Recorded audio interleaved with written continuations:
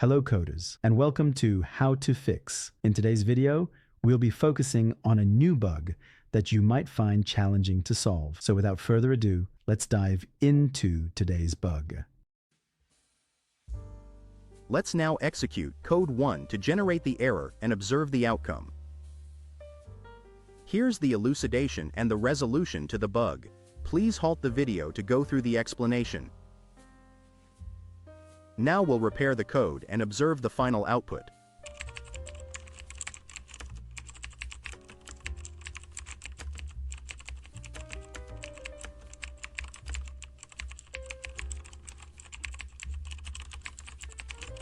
And just like that, the code is running smoothly and our output is on point. The bug has been squashed. We've reached the end of today's episode. If you found this video informative, please hit the like button and subscribe to our channel for more coding solution videos. Stay passionate, never stop learning, and enjoy your coding journey.